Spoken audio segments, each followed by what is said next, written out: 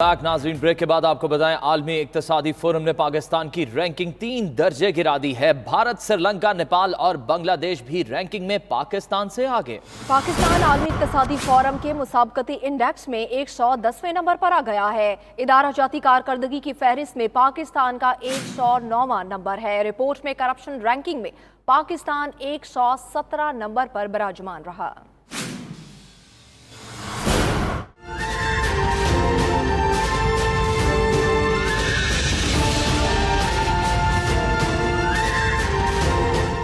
बारह कारकर्दगी इशारियों में से इदारा जाती कारकर्दगी फहरिस्त में पाकिस्तान 109वें नंबर पर आ गया। आलमी इक्तिसादी फोरम ने रिपोर्ट जारी कर दी। पाकिस्तान की सनती पैदावार में रेटिंग -3.25% से -5.02%, मैन्युफैक्चरिंग प्रोडक्शन में -3.28 से -5.04, जबकि बड़ी सनती पैदावार में 2.92% से -3.09% पर आ गई। रिपोर्ट के मुताबिक करप्शन रैंकिंग में पाकिस्तान का नंबर 117 पर विराजमान रहा। बिजनेस में आसानियों के एतबार से पाकिस्तान 147 से 136 नंबर पर, जबकि मुसाबकती दर्जाबंदी में 49.77 से 51.08 पर आ गया।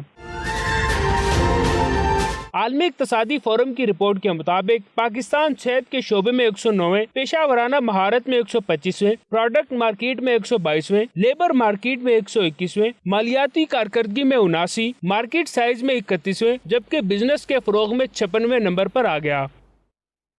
आलमी इक्तिसादी फोरम ने पाकिस्तान की रेटिंग 3 दर्जे कम की है। पाकिस्तान आलमी इक्तिसादी फोरम के मुसाबकती इंडेक्स में 110वें नंबर पर आ गया। रिपोर्ट आप देख चुके हैं। इसी पर हम बात करेंगे। साबिक डायरेक्टर पाकिस्तान स्टॉक जफर मोती साहब ने हमें ज्वाइन किया। बहुत शुक्रिया जफर साहब आपके वक्त का।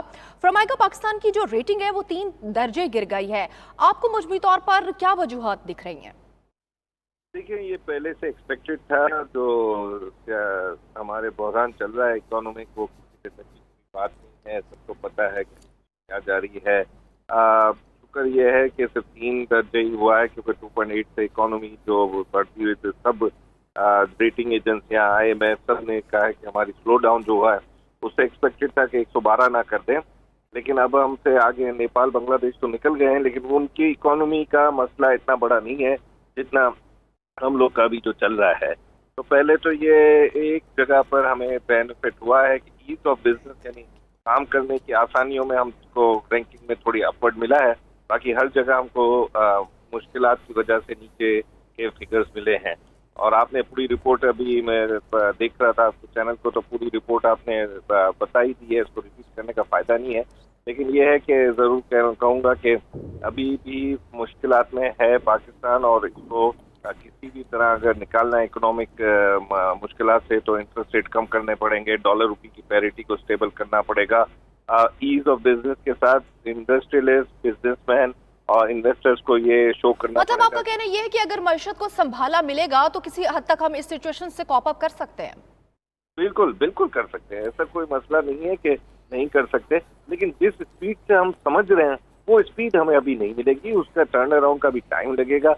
लोग फौरी तौर पर आ जाते हैं कि भाई अब 2 महीने में इन्वेस्टमेंट शुरू हो जाएगी या वो शुरू हो जाएगा, ऐसा कुछ नहीं होता। हाँ, ये जरूर हुआ है कि ये जो अब बातचीत शुरू हुई है और नैब से जो गवर्नमेंट ने नैब को कहा कि बिजनेसमैनों को परेशान ना किया जाए और उनको काम करने दिया जाए, तो इससे ये है कि हमारी कैपिटल मार्केट तो अच्छी तरह बढ़ रही है। और ये फर्स्ट इंडिकेशन होती है कि टर्न अराउंड होना मुश्किल नहीं है, बल्कि थोड़ा टाइम लगेगा, उसके बाद टर्न अराउंड हो जाए। ठीक है जी, बहुत शुक्रिया जफर मोती साहब आपके वक्त का।